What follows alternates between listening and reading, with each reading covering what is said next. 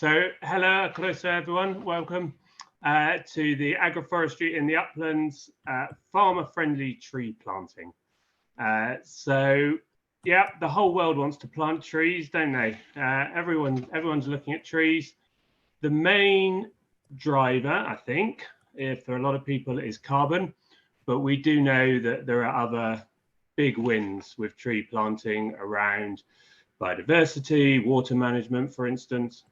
And I think I caught the tail end of the chat just before we started. And for many, I think, outside of the farming world, the rewilding bandwagon is gathering pace. And of course, that does tick some of the carbon and wildlife boxes, but it ignores, for my view, two major considerations.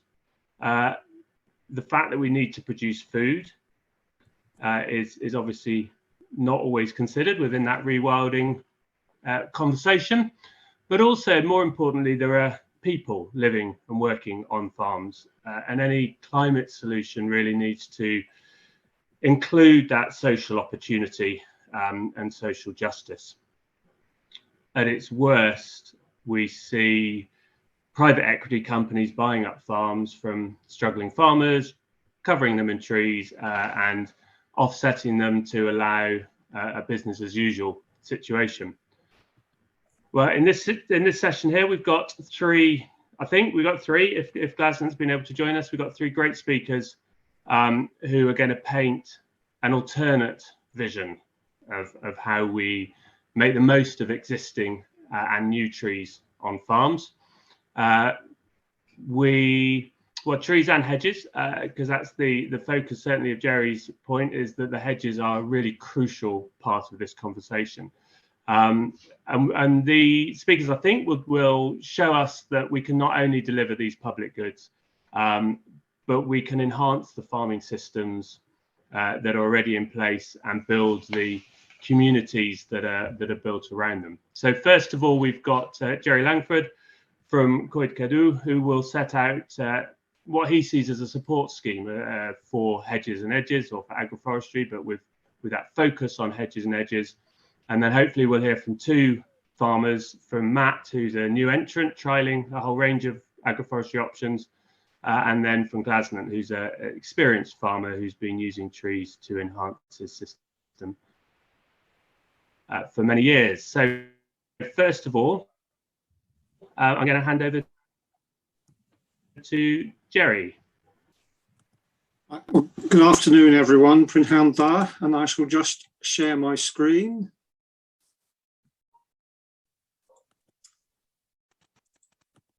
And I'm going to talk, as Ben has said, about two aspects of agroforestry. The first is about hedges and edges, or if you like, the agroforestry of sort of linear boundaries. But I'll also say something about the agroforestry of upland wood pasture on the high mountain above the 1,000-foot contour. But firstly, on hedges and edges. So this isn't just hedges. This is also all the tree lines, the shelter belts, the riparian margins, and all the other features that make up field boundaries, things like ditches, banks, verges, walls even, because collectively they form one of the biggest and certainly the most extensive network of habitats across the countryside, coming up onto the upland fringe as well. Lots of farming functions there, but also they create the landscape we also know and love, and vital for wildlife, crucial for water resources, etc., etc. So it's the entirety of this habitat network that the sort of phrase hedges and edges tries to encapsulate. So what we are suggesting is that the value of this entire network needs to be properly recognised, and that farmers ought to get some sort of contribution for retaining and maintaining it. So simply a support mechanism that is focused on that. And that could very simply be provided by an area-based payment.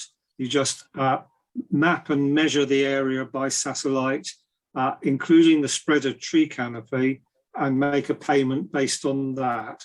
So that is our basic suggestion.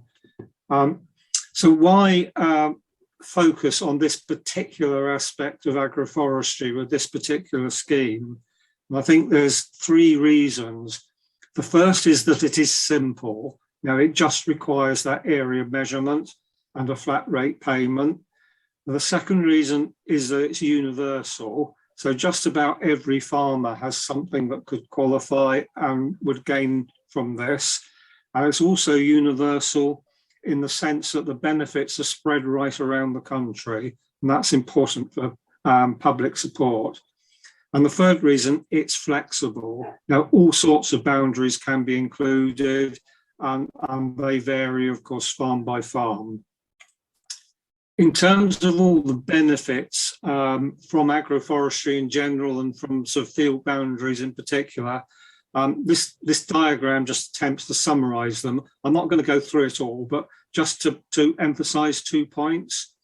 The first is that there's an overlap between on-farm benefits, farming benefits, such as shade, shelter, biosecurity, animal welfare, and a whole host of public benefits in terms of landscape, wildlife, water resources.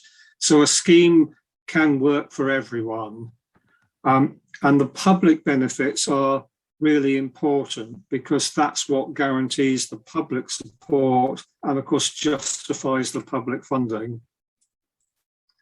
So in terms of just going back a bit more on how it would work, I say we've got this process of mapping and measuring the area occupied by all these linear features. Those records already largely exist as part of the basic payment system. And then a annual payment proportional to that area. Now that actually, what that does is value what's already there, recognizing what we already have and how important that is, and provides a contribution to, if you like, the normal routine maintenance. Now, it seems to me that that's an essential platform before you then can go on and expand that network, enhance and restore. But that phase of work will still need additional grants, such as are currently supplied by the Grassland Small Grant Scheme and Grassland Woodland Creation. So we will still need to see that sort of grant, hopefully improved. And I'll just run through some examples of the sort of activity that this would hopefully support. Starting with the Pomp-Rent scheme, 10 years ago now, but still an excellent illustration. So this was 10 farmers in northern Montgomeryshire who got together, and between them they owned and managed 1,000 hectares of farmland. Now they decided that they wanted to reduce their long-term costs, and that meant going for hardier breeds of livestock. And that meant they needed to improve shelter on the farm. So they did a lot of hedge planting, a lot of shelter hedge planting, shelter belts and riparian protection. And over 10 years, they took tree cover on those farms from 1.5% to 5%, and with no loss of agricultural productivity. We've got going on at the moment a number of catchment-centred riparian protection projects, working with the Seven Rivers Trust, again doing riparian protection planting, but a lot of work that also contributes to flood mitigation, particularly flash flood mitigation, supported by project officers working across multiple farms. So that sort of work is sort of crawling along at the moment, but really needs mainstreaming. We're getting a lot of endorsements from within the farming sector now, and this is Will Evans, who's a tenant farmer in North East Wales. He has his own podcast and is a commentator for Farmers Weekly. a very strong supporter of hedges and endorsing the hedges and edges concept. And if you look across social media generally, there are a lot of farmers who are talking about what they are doing and what they want to do. So look out for the hedges and edges hashtag and the Agroforestry Wales hashtag. So that is hedges and edges. And now just a few words on the high uplands, a lot of very bare land above the 1,000-foot contour in Wales on the unenclosed uplands. Main point on this is this is not remotely natural. This absence of tree cover is a consequence of management. It's not a consequence of climate. So it doesn't have to be like this. And these sorts of landscapes, as illustrated in these photos, aren't really optimal for nature conservation or for farming. We can do better than this.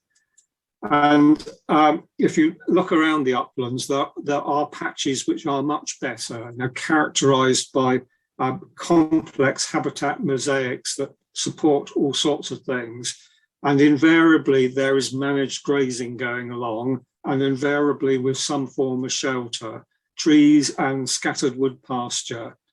And in addition, and obviously there is some forestry in this landscape as well, and to accept that, there is a need for that.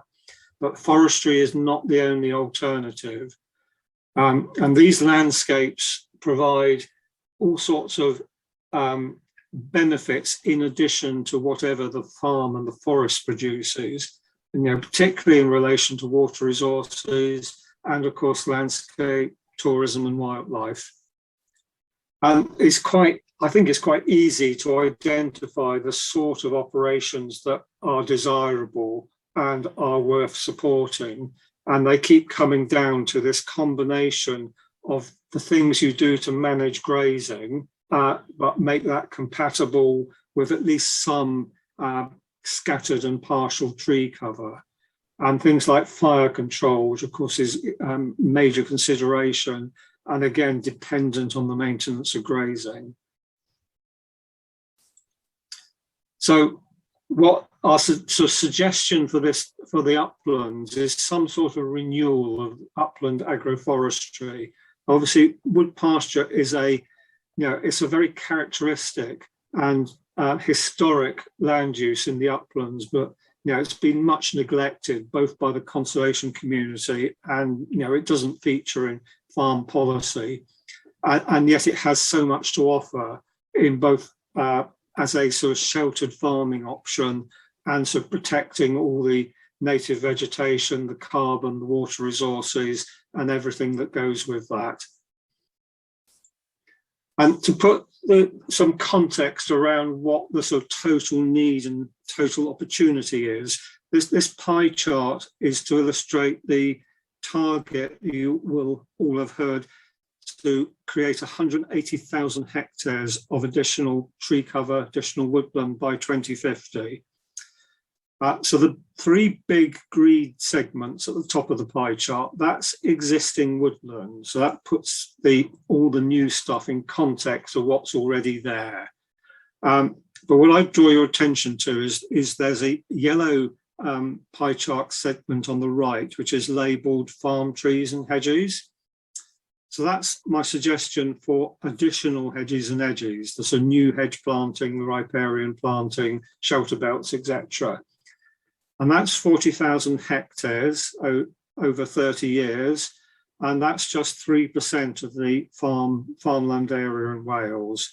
So that's planting over 30 years, less than the Pontbryn farmers managed to do in 10 years. So that feels like quite a modest target. And then next to that is the brown pie chart slice. And that's my allowance for this expansion of wood pasture in the high uplands by the sort of regeneration and spread of native species. And that 40,000 hectares is just 10% of the total upland area above the 1,000-foot contour. So again, it feels like a fairly modest figure. So put those two forms of agroforestry together, and it seems possible to deliver anything between a third and a half of this entire additional woodland target. So that just, sets out the scale of the opportunity here. And in terms of taking this forward, what we're asking of Welsh Government is to bring these agroforestry options into the testing and piloting that they are now commissioning for the new sustainable farming scheme. And my ask of everyone else is, will you endorse that and also get involved in the co-design, because all the details need sorting out. And there at the bottom, that's us with the NFU and their new Growing Together campaign, planting a tree with Rebecca Evans, who of course is in charge of the Welsh Government budget. And we'll be out again tomorrow with Leslie Griffiths doing the same. And she's of course the Minister for Rural Affairs. So that's enough from me, and thank you very much. Thank you very much, Jerry. That was a really great framing of it, and I think shows that not only the benefits are clear, but actually it's not a massive revolution in some ways. It's achievable, and we should, with the right support, we should be able to get there. So thank you. So next up is Matt, who is a farmer in North Wales. Great. Over yeah. to you. Thank you. Thank you very much, Ben. So, yeah, I'm really excited to be here as part of Welsh Real Food and Farming Conference. It's and I always love being part of any conversation in agroforestry, so it's nice to be here. Yeah, dwi'n dysgu Cymraeg, ond fi rubbish. So it's probably just best for everyone if I talk in English. A little bit of background. So I'm lucky enough to be a farmer up here between the mountains and the sea in northwest Wales, but it took me a long time to become a farmer. I always wanted to be one, but I actually spent most of my life as an ecologist and as a wildlife filmmaker. And that had lots of disadvantages in trying to become a farmer, but it's also kind of our secret weapon as farmers, is that actually we were able to design a farm system from scratch without any preconceived ideas, without having to do what my dad tells me to do, thank goodness. And so this is us. And 9 years ago, we bought a small derelict house, 80 acres of unfenced former gravel quarry. We're about 130 meters above sea level, and about half the farm is currently woodland anyway. And we've been using permaculture or ecological based design, yeoman scale of permanence, and holistic decision making. And it's a really powerful tool set. And so we're on a mission, and we're trying to see if we can buy a farm on a mortgage, make it pay financially through producing real food, build soil, build biodiversity, build social capital, and most importantly, enjoy it. And there's lots of talk about regenerative agriculture around, but I think unless you can actually meet all those 6 criteria, then somewhere you're undermining one of your forms of capital, and that's actually degenerative. So how do we do that? Well, one thing that's essential if we're going to achieve that context and make small farms work is that we layer together lots of different enterprises, and each of those enterprises have to be super efficient. They've all got to pay their way, they've all got to be complementary, they've got to work well together, and they've all got to be building on our future resource base, so that everything we do is always making the farm, our ecosystem, us and our customers healthier and stronger. So just really quickly, those enterprises, just to give you a picture, is we've got a 1 acre no-dig market garden, and with that we feed 70 families, most of their veg between June and Christmas. We've got 100% pasture-fed sheep and cattle. We've got a 300 hen laying flock. We've got pigs that we run through a developing fruit and nut agroforestry system, and we've also got a small campsite. And this means the farm can support 3.5 full-time paid jobs. And yeah, and bringing all these things together, though, really is all this agroforestry, and it's really become the backbone of the whole farm. But with this permaculture aspect to the farm, the whole concept of it about looking for patterns in nature and bringing those systems onto the farm. And so stepping back, what's Earth's most productive terrestrial soil building ecosystem? It's savannah grassland. And these are grassland tree systems that used to support the biggest animal biomass on the planet. They grew the deepest topsoil on Earth. They've got grasses that got to express themselves fully.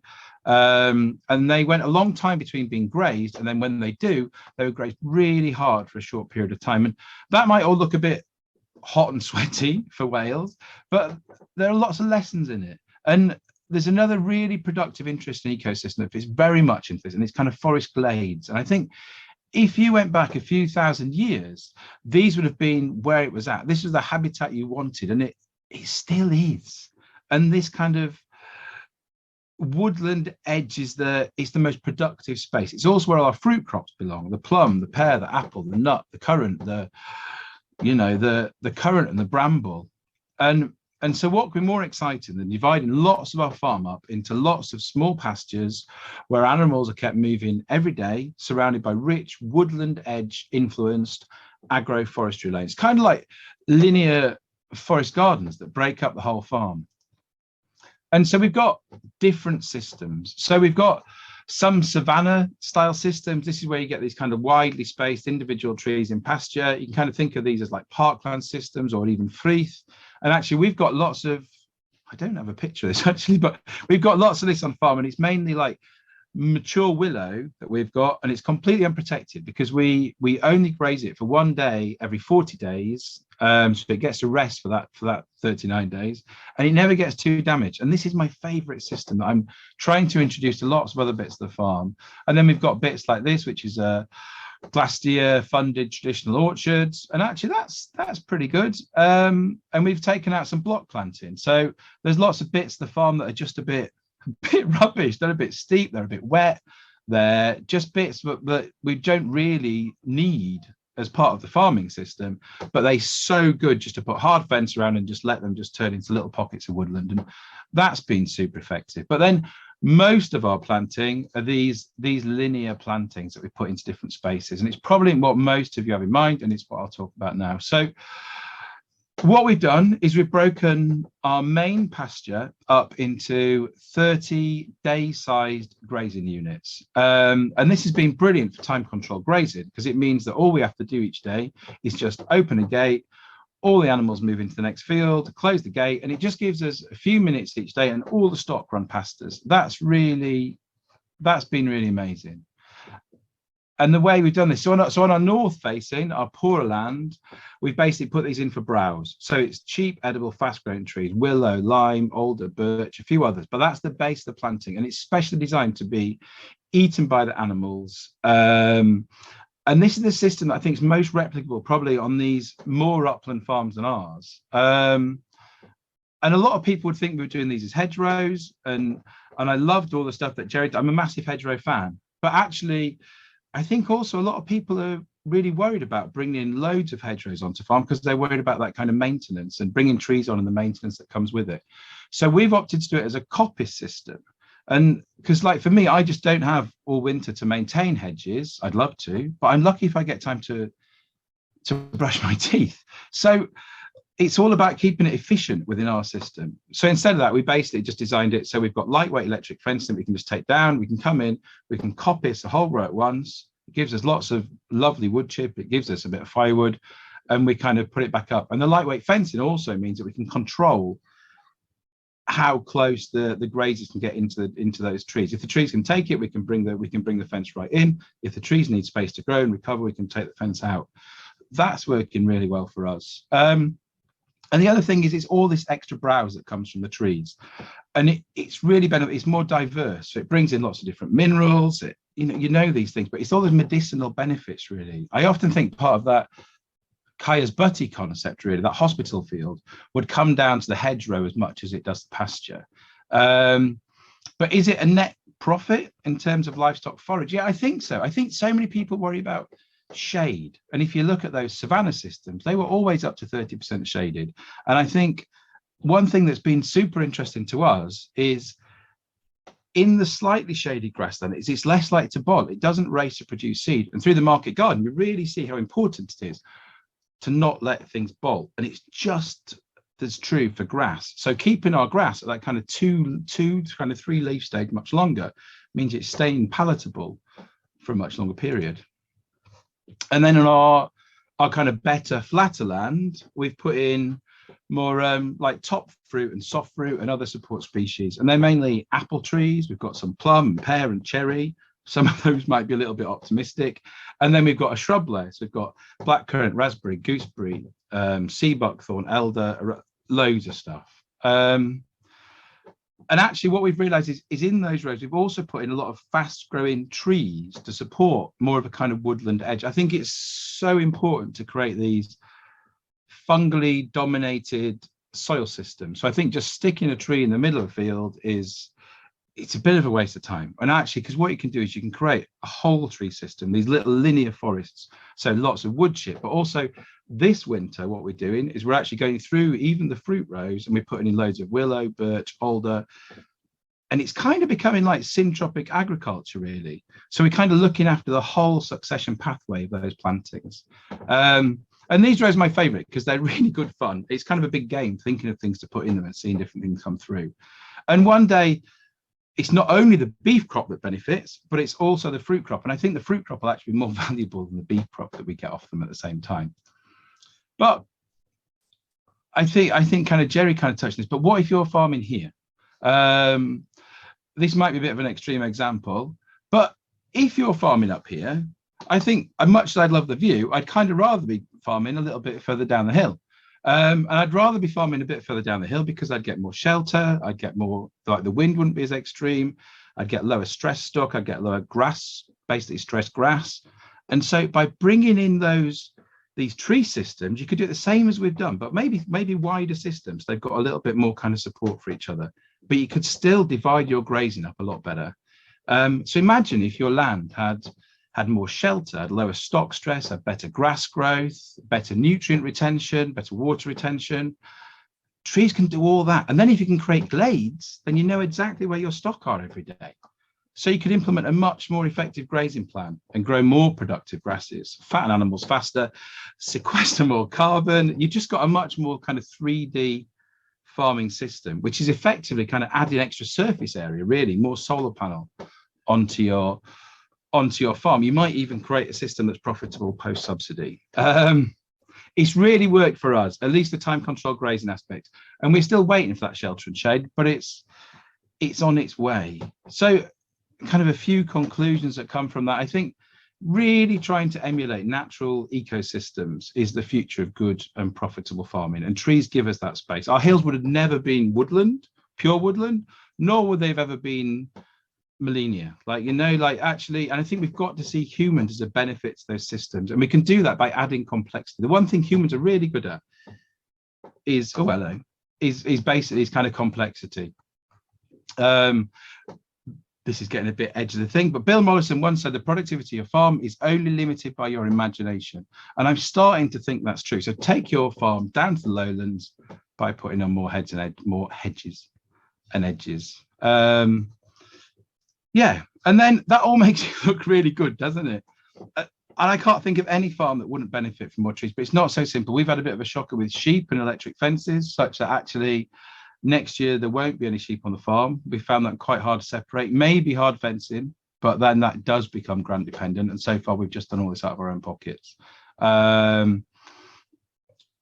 think one of our big things is this kind of syntropic agriculture, like actually not trying to get trees to grow in a grassland system, but actually creating little woodland systems. Next year, we're going to run a course on syntropic agriculture for temperate systems. And for those who want more complex farms, we're also going to run Richard Perkins's only UK farm scale permaculture course in the first week of August. And if that's not enough advertising, then actually, I don't know. One thing I also wanted to say was that it's so important for us as farmers to believe that what we can do, we can be a power of good. I'm a big believer that food production, that eating doesn't have to be an ecologically negative act. And sustainable food systems aren't something to be aimed for. You can make the world better every time you eat and every time you farm. So if you're on board with that, we're having a party for Land Workers Alliance Winter Gathering. So remember the 5th of December, inspiration, fire and song. And if you're free on the 5th of December, we'd love you to come along to the farm and we're going to have a nice time on a farm tour. And that's me. Now, what I'm rubbish. Oh, wait on. There we go. Brilliant. Thank you so much, Matt. That was, as always, full of inspiration and enthusiasm. And if you're not convinced by Matt, then something wrong with you. And interesting point on the shade as well. I think you made, where a lot of farmers do have concerns about introducing shade and losing pasture, and it, actually mostly it has the opposite effect. So we're now handing over to Glasnan, and I hope that Tony is going to be in control of his slides. So Tony, if you're able to just give me a moment. I'm operating on a strange computer, so give me a couple of minutes to I can see Glasnan. Welcome.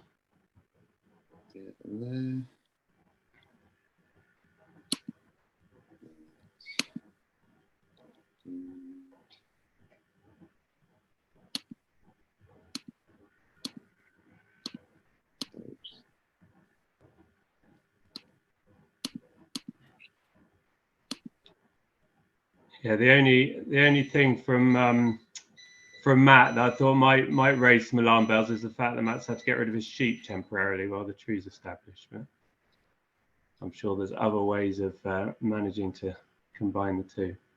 Right, we can see some slides here. There we are, Grandad. Glasland, just tell me when you want to move on from one slide to the next.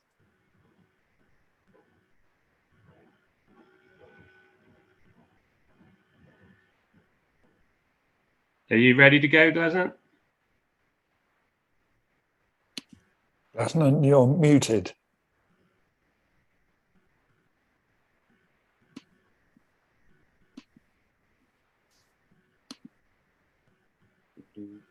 Glasland, can you hear us? We're really struggling to hear you. I think you're still on mute.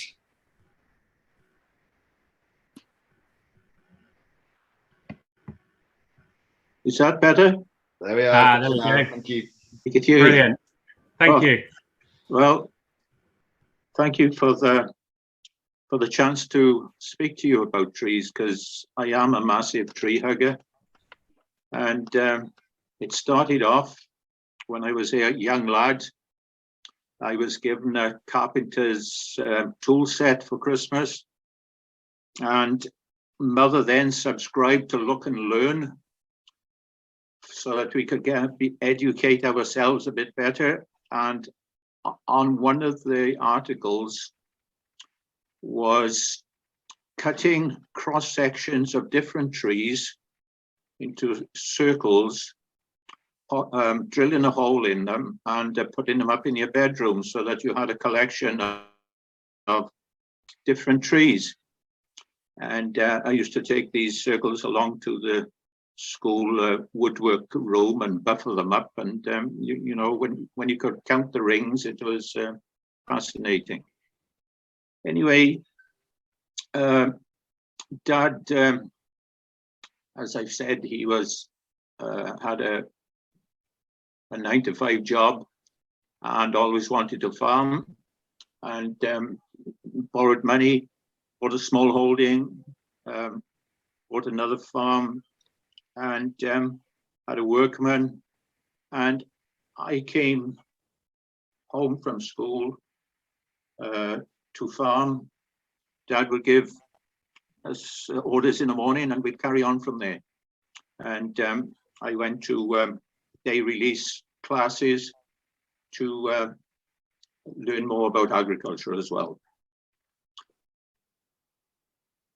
What I'm farming now is about 240 acres, and we are renting about 160 acres adjoining the farm.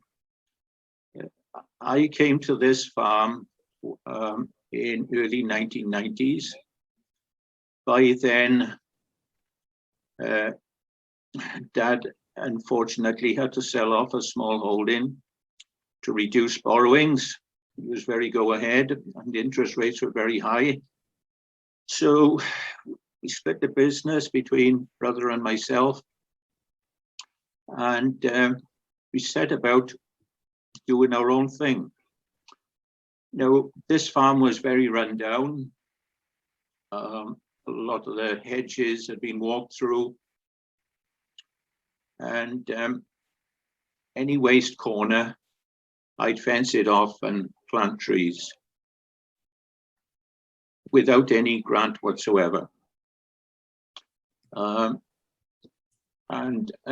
When we took over the rented farm to help to pay for this one, that 160 acres was worth virtually in 2 fields. So with the aid of a grant, we ditched every boundary up and planted new hedges on top of them, filled in the gaps. And over the years, all those hedges have been laid and they are now ready for laying again. What we do when we are laying the hedges, we try and stick to the Breconshire hedge laying method. There are different methods all over Wales, and I'm a traditionalist in sticking to the Breconshire style. You've got a Radnorshire style, a Carmarthenshire style, and really with schemes in the future, instead of cutting hedges off at the bottom, etc., every hedge should be pleached to keep the tradition going. We don't burn the hedging wood.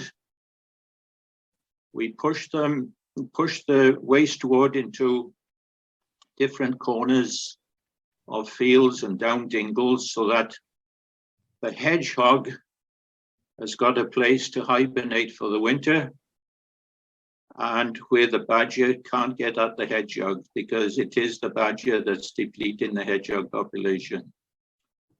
Glasson, sorry, can I just interrupt you briefly, Tony? Are your slides going forward or not? Because I think there are some slides to illustrate what Glasson's talking about. That's right. Give me a moment. I wasn't sure if yes, I can't see one yet. Okay. Good. My apologies, folks. Sorry, I know I saw some nice images of what you were talking about. It's a shame not seeing. Thanks, Okay. Tony. Cheers for that. Okay. So, tell me when to stop, Glassson. Okay, you can stop there, really. Because that would be one of the hedges that we have gapped up over the years. And my son has just gone into a scheme now where we are laying a lot of the hedges that we've kept up. And he's laying one at the moment, and I've started on one myself. It's only in the second and subsequent years that a hedge will produce fruit. If you keep trimming a hedge, well, apart from sequestering a bit of carbon, it isn't producing anything for the birds. So you can see on that hedge all the whitethorn and may, and by leaving that hedge untrimmed, you've got a lot of fruit for overwintering birds. So that's important. Now, we've got a lot of small fields, and by leaving hedges grow up, we've changed our system in a way that we can lamb ewes a lot earlier because of the shelter that they are producing. So by doing that, we are hitting the early market prices and taking advantage of those high prices when there is more of a shortage of lamb.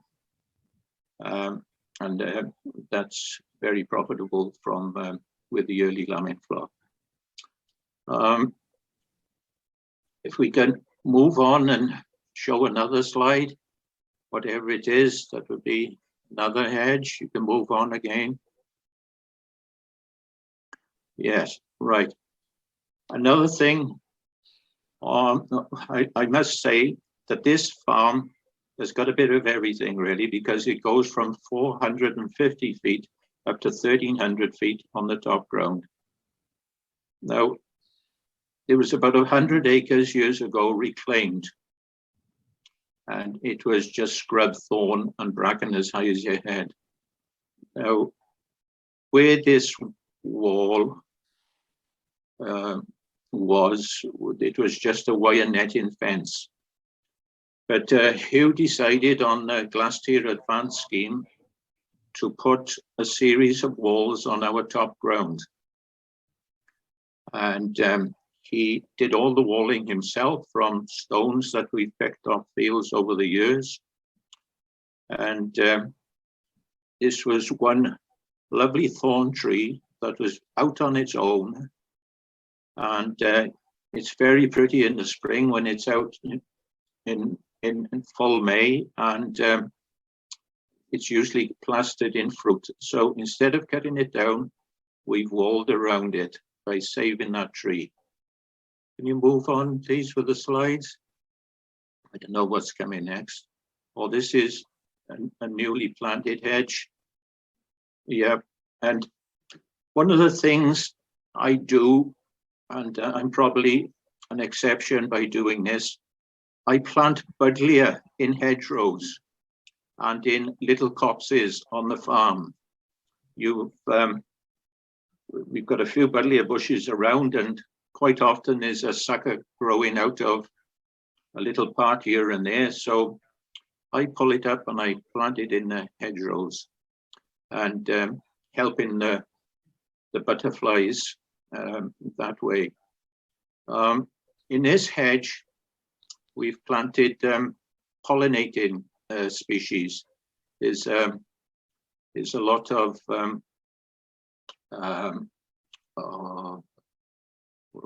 dog roses, etc. So that was a few years ago, and this year it's been a lovely show. Moving on with the slides again, please.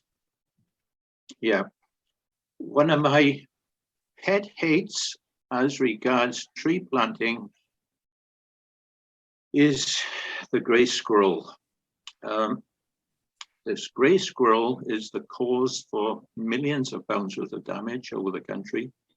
And if we could have an eradication system for the grey squirrel, I'd be very pleased, because I almost get resorted to tears when I see red oaks, beech trees that I've planted over the years decimated, and the leader just killed off, and the tree is spoilt. It is a big problem, and I don't really think that the government or the Welsh Assembly realize that if they are going to plant trees in the future, or people are going to plant trees, something needs to be done about the squirrels.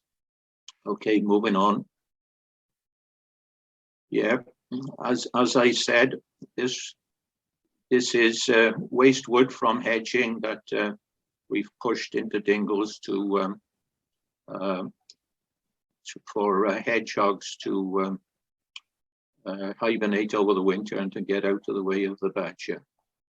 Moving on with another slide, please. Yeah, this. I was talking about buddleia, and this is one specimen here. You can see younger trees planted around. I omitted to say that we've probably got 15–20% of our farm in trees. And it's a pleasure to go around and see the different colors. In the last fortnight or so, before the frost and during the frost, it's been a spectacle of falling leaves and a huge variety of colors. Moving on. That's another one of waste wood. And of course, that waste wood again, when it rots down, it's a feeding place for beetles and other vertebrae. So it's all part of the ecosystem, and it's a balance on the farm. Moving on.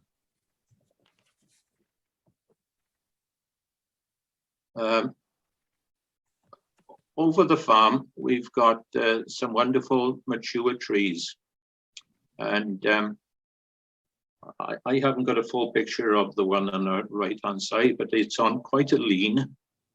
And we've got a lot of wood ants on the farm, and the wood ants use this tree, going up and down, fetching leaves and back for their nest. And but because it's on such a lean, about 2 years ago, we pollinated this one before it would blow over, and it would be a waste of a good tree. Not enough is made of pollinating. When we were in the Tirgolvo scheme, we pollinated about 10 trees a year and were paid for that. I forget how much a tree it was. But they tell me if you go around Europe and especially along the sides of roads, all those trees are pollinated from time to time. And of course, it keeps them going. It stops them from blowing down. And moving on. Yeah. We finished the tree side of things, have we? That's all the slides we've got for you, Grassland. Okay, but let me see.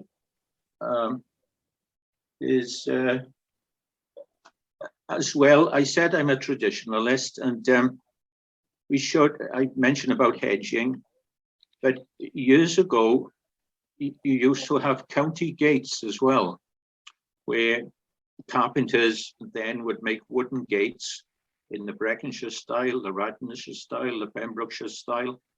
And if there was spare money available with government, I'd like to see that introduced as well. The design of the gates are all different. And in some cases, when I go around Wales, I can still see the old-fashioned county gates. And it's nice to see. I was told years ago by the preacher that we had in the chapel, a poem, and it goes like this: to each is given a book of rules, and he used to hold up the Bible. To each is given a book of rules, a shapeless mass, and a bag of tools, and each must choose, ere time hath flown, a stumbling block or a stepping stone. Now, once upon a time, when I came here, I looked on the farm as a shapeless mass, and by planting trees, supporting the hedgerows again, and making it a pretty place, I've overcome the stumbling block, and now I've got a very pretty farm. And as I've said to somebody the other day, we should always strive and leave the place that we found in a better place when we leave it. So I'll finish there. And if somebody wants to ask any questions, I'm quite willing to listen and answer. Thank you so much. That was wonderful. I could listen to you talking about your trees all day. So we can have questions now for any of our three speakers. You can either stick them in the chat, or I can't see if people are raising their hands or anything. I'm not, but I can see the chat. Well, we've got one question, Ben, that we picked up early on, which was directed really to Matt, but I think is relevant to everybody. And that question was, what do your neighbours think about all of this? I don't know. I think they're interested. It's caused an awful lot of interest. I think the stuff like the hedges and the more traditional stuff they love. And then I start putting trees in the middle of my best hayfield, and I cause quite a few raised eyebrows. But actually, I think now what has been really interesting is one of the neighbours said to me, like, we'll believe you in 15, 20 years time. Like, if you're still doing the same thing in 15 years, then we're with you on it. And we think it's great, but you've got to prove the system. So, yeah, no, our neighbours they're all lovely to our face.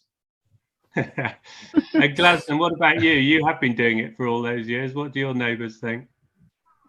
Well, farm tours and other groups use us for visits, and I'm passionate about trees, and I've been a mentor as well with the Young Entrance Scheme, so I've been lucky enough to go around 42 other farmers to help them along with their farming, really. So in a way, I'm a teacher as well as a farmer. But yes, some are very passionate like myself, but I do have a problem with, can I say, dairy farmers who are wall-to-wall grass and have never planted a tree in their life. I think probably the tide will turn. And of course, as the NFU have said, you know, it's a tree in the right place, and it's never too late to plant a tree because it is one of the oldest things on the planet. And I was lucky enough 2 years ago to go on an NFU trip actually to California. And one of the best things I'll take with me to the grave is by seeing that General Sherman tree of 1,300 tons plus and still growing. You know, it's one of those sequoias, giant sequoias. So, you know, and as I go around the countryside, I'm in awe of some of these wonderful parkland trees. Yeah. And then I'm not sure if there's more questions coming in, but one thing that sort of struck me both, I think, with Matt's comment about the sheep and Glasnant's about the squirrels was around, you know, actually getting the trees to establish and making sure that we can protect them. And that presumably, Jerry, that comes into your call to the, you know, for support schemes.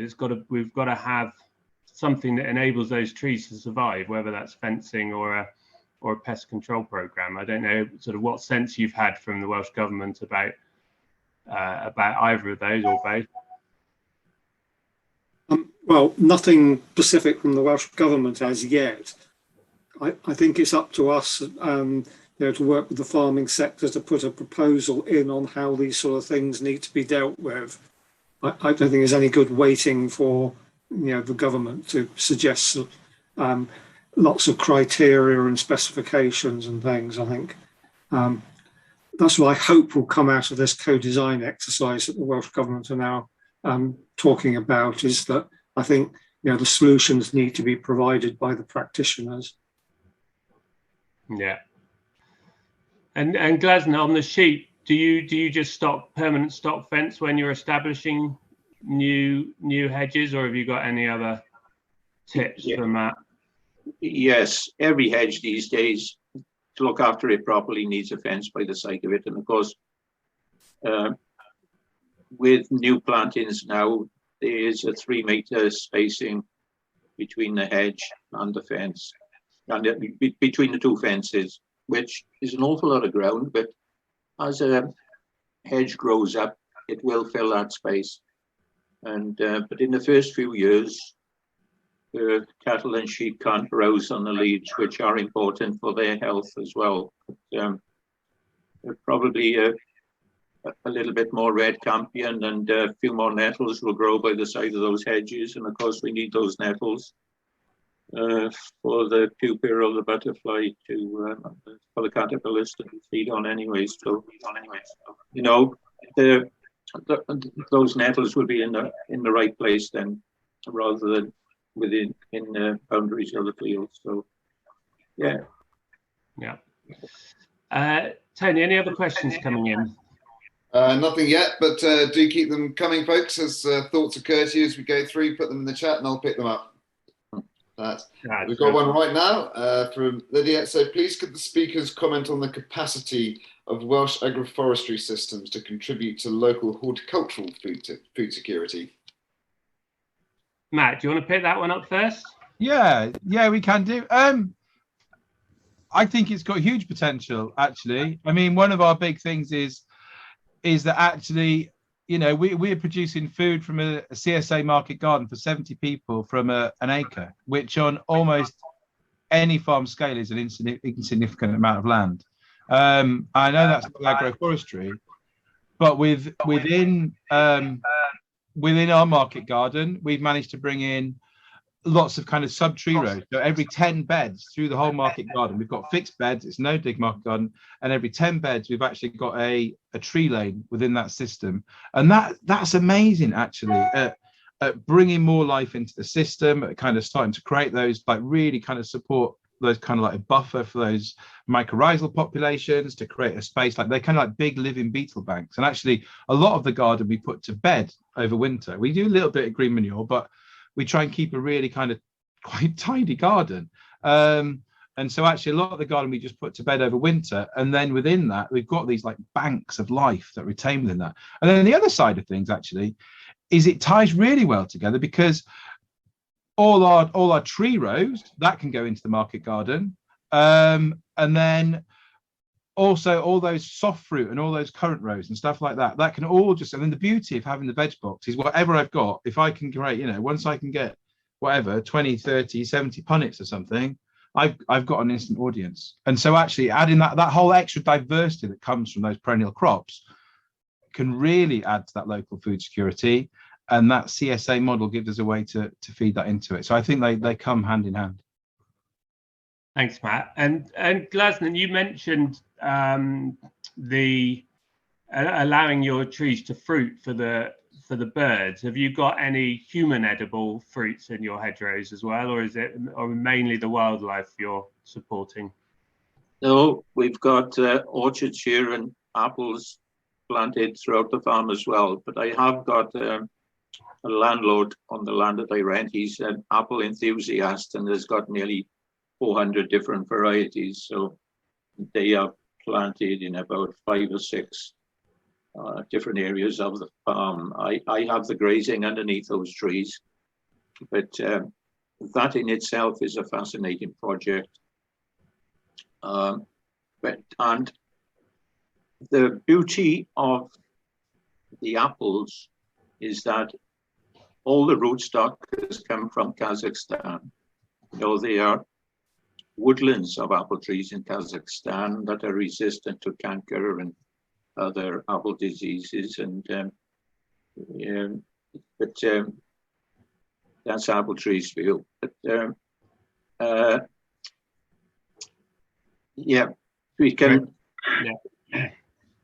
So there's a number of questions there, really to Matt, I think, about trees in market gardens. So firstly, what species of trees have you got?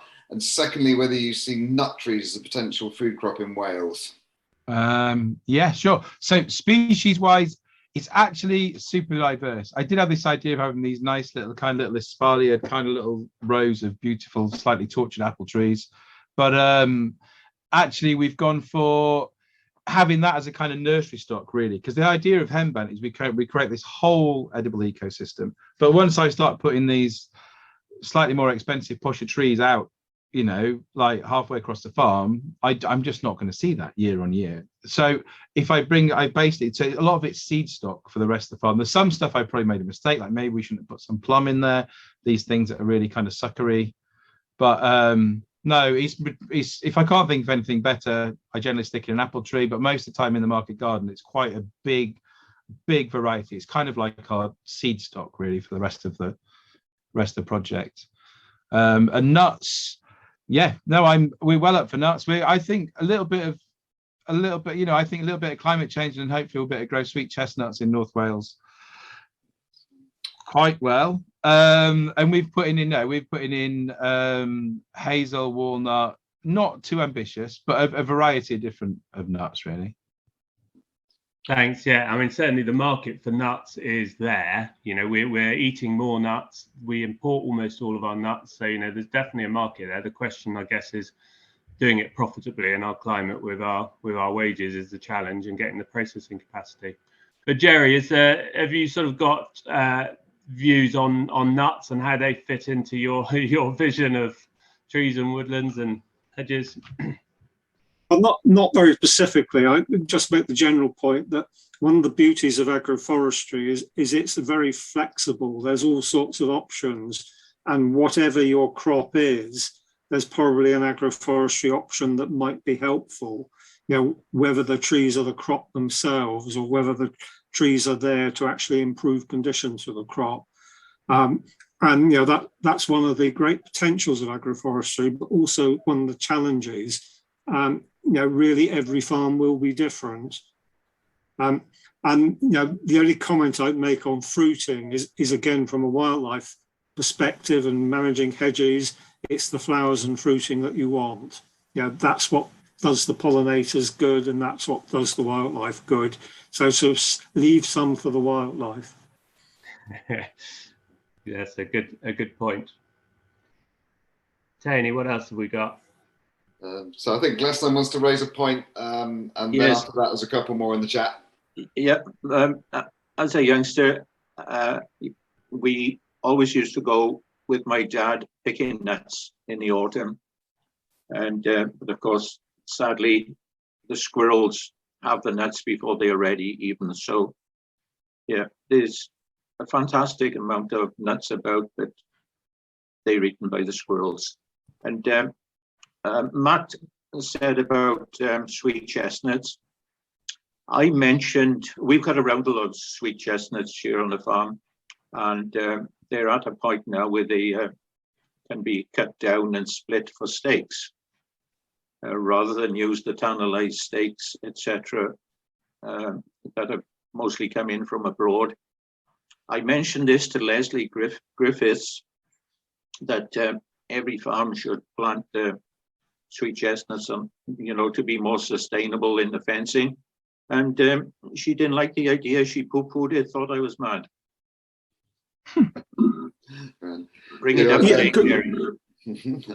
Could I just add to that? It's a very good point. I also point out that you can split oak to make very good fencing stakes. It doesn't have to be sweet chestnut. Yeah. Sweet chestnut, as Matt mentioned, has historically not grown very well in Wales, and maybe some warmer summers will help. But ideally, I think you need to leave it to grow a bit larger than 5 to 10 years, so that it's got plenty of heartwood, and that's what you want actually in your stakes. But yeah, I think there is potential there, but with oak as well as sweet chestnut. These are about 40 years old now. Good. So David, I hope that covers your question about chestnuts. Matt, there's a question in the text from you, from maybe Youre, about how you sell your product and how single the income is. If I could suggest maybe that we'll just answer that in the chat, and then we'll come back to it. In the meantime, Vince, I think you wanted to make a couple of comments. You want to unmute yourself? Yeah, hi. It's not actually Sharon. No, I know I'm labelled Sharon, but she doesn't know. Yeah, I'm particularly interested in what Jerry was saying about the possible support schemes. It's extremely important that this is going to happen, that it happens in a planned and well-designed way, and the support schemes are there not at the beginning, but to make sure that whatever is planted is maintained. And as a part of that, as I've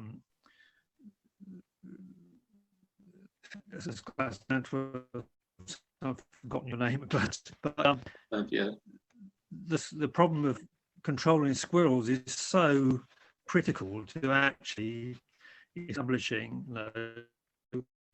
woodland and use long term. And I would add into that, if you're going on to the more upland areas, then the control of feral goats is also very critical to that, because goats will just eat every bloody thing. I mean, they came down off the mountain here on the Llyn Peninsula at Llysfaen and consumed everything in everybody's garden. There was even one up on the top of my sheds. It was just bizarre. So I think those things really need to be borne in mind. And I would just say, as a general thing, there's an old saying in farming, and that is, farmers that live forever live as if you die tomorrow. And I think that's very pertinent in everything that we do. Thank you, Jerry. I don't know if you got anything to. Well, only to agree that, you know, the control of damaging things generally is going to be a sort of necessary part of what people do. And one of the big challenges here is when it comes to the control of, you know, squirrels, goats, deer. One of the essentials is collaborative action across different land ownerships. And, you know, that's a challenge for landowners and the sector.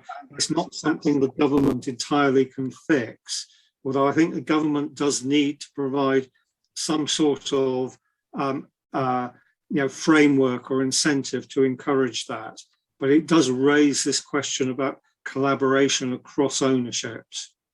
And I know, because for example, with squirrel control, you know, we in the Woodland Trust, you know, we will do squirrel control if we felt it was effective, but we won't do it if it's a waste of time. And doing it on your own in an isolated wood is a waste of time. And you know, and the same applies to deer management. And you know, because I think it's well known what would effective control be. It's actually getting it delivered on the ground, which is the challenge. And you know, possibly there are some new solutions. You know, pine martens, by all accounts, do seem to be helping with squirrel control. And there's this sort of talk of contraceptives that's been around for years. But I think, you know, so I think there are some solutions out there, but it does come down to collaborative management. Yeah, I think that's a good point. And I think what's interesting is some of the opportunities in agroforestry might also rely on collaboration, you know, whether that's shared, you know, wood chippers or sawmills, or, you know, actually coming together. But, you know, the Pond Brent example is a classic case of collaboration for, you know, design. So I think the more that interested farmers are able to work together on a lot of this stuff, I'm sure the outcomes will be better. So I think we still got time for one or two questions, if there are any more. Tony, I can't see on the chat whether we've got anything new coming in or hands up.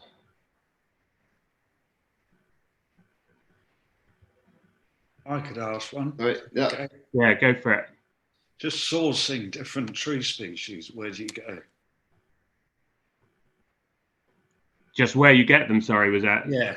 Yeah. I'm sure there are all sorts of places. Woodland Trust, I've heard, are quite good. Jerry. Yeah, we have some strong views on this, and that is that firstly, you need to not import them from overseas. So UK and Ireland sourced and grown. But I think, you know, there's an opportunity here for much more local procurement. You know, if you're a farmer and you're thinking over the next few years of doing significant hedge planting, then do consider whether you can grow your own plants. It's not technically difficult. It doesn't require a lot of land. It does require a bit of labour, though, and that will sort of determine, I think, whether you can do it or not. But you know, if we're going to get anywhere with the projected sort of target for woodland expansion, we're going to need much stronger supply arrangements for planting stock. And that's even if a lot of the new woodland is through natural regeneration. We're still going to need a lot more young trees to plant. So there needs to be some sort of serious investment and scaling up on the nursery stock production side. And at the moment, the businesses are few and far between. There's a few very large businesses out there, and all the small tree nurseries have gone by the wayside in the last 20 years. And I think there is an opportunity perhaps to reverse that and to have a sort of reinvest in the sort of local supply and procurement. So I think there's a diversification option possibly for some farmers there, not just growing for themselves, but growing for all their neighbours as well. Yeah, I would second that. And we ran an event a couple of weeks ago as part of our Fab Farmers Wales Agroforestry Learning Network, and I think there were 9 farmers there that were looking to set up their own tree production on farms. So I think there is a real interest in that, and a desire to do it. So I think we're 13 minutes past, so it's probably time to. There is a question I think about plastic tubes, but I suspect we haven't got time to go into plastic tubes. Bigger topic as it is. I don't know what goes into plastic tubes. Yeah, I think at the moment for a lot of farms, they're still the only financially viable option, but there is development on alternatives, I think. But it remains me to say thank you to our 3 speakers, Glasn, Matt, and Jerry. It's been really fascinating. Thank you to Jane and Stevens, everyone, for organising it.